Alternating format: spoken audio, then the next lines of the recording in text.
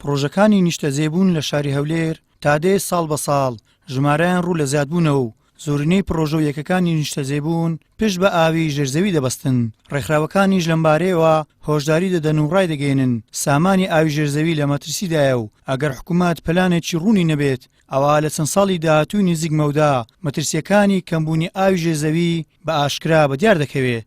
ئەمە قۆناغی داهاتووە بێ مەترسێکی زیاتر و گەورەتر لەسەر کۆی گشتی ژیانی دانیشتوانی هەولێر.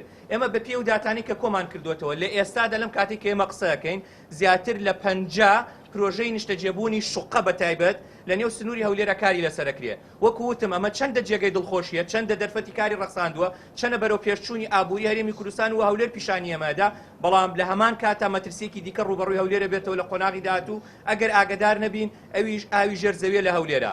بۆیە لە هێڵی سەرەکی داخلبوونی هەولێر ئەگەر سەیری ئەو هێڵە سەرەکیانە بکەین بۆ نمونە جادە سەرەکیەکان لە یەک هێڵ لە ئێستادا کە قسەکەین کە ئێمە لە ڕۆژانی داهاتووە داتەکەی بڵاوەکەینەوە بە تەنها لە قۆناغی 2 هەفتەی ڕابردووە بڕیار وایە 13,000 شوقە لە یەک جادەی سەرەکی کە داخلی هەولێرە بێتە بازار کە ئەمە وەکووتم مەترسیە لەسەر ئاو، مەترسیە لەسەر ڕێگاوبانەکان، مەترسیە لەسەر ترافیک و کۆمەڵێک مەترسی دیکەی کۆمەڵایەتی بەدوای خۆیانهێنێ. ئەندامێکی ئەنجومەنی پارێزگای هەولێر ڕای دەگەێنێ حکوومەتی هەرێم لە سێکتەری ئاویش وەک تەواوی ئەو سێکتەرانەی کە پەیوەندی ڕاستەوخۆی بە ژیانی هاوڵاتیانەوە هەیە شکستی هێناوە.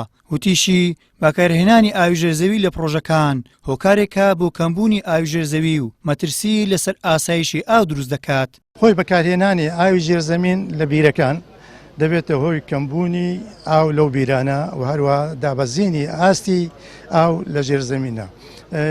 یەک لەو هۆکارانێک کە بیری بەکاردێنن پرۆژە نیشتەجێبوونەکانن کە بەداخەوە زۆربەیان احتیمال لەسەر ئاوی ژێرزەمین دەکەن بەبێ ئەوەی حساب لە بۆ ئاوی تێگەڕێ ئاوی شاری هەولێر بکەن. ئەوە سەبەب نییە. سبب ئەوەیە حکومەت کەم تەرخەمە، حکومەت شکستی هێنایە لە سێکتەری ئاو و هەروە لە زۆر سێکتەرەکانی دیکە.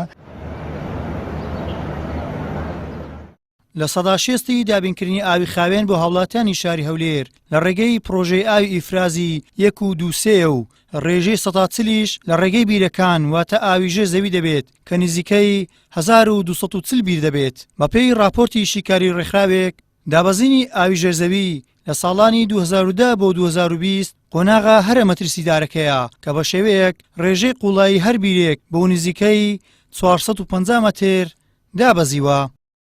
گەیلان سابیر، کەناڵی ئاسمانی پەیام، هەولێر.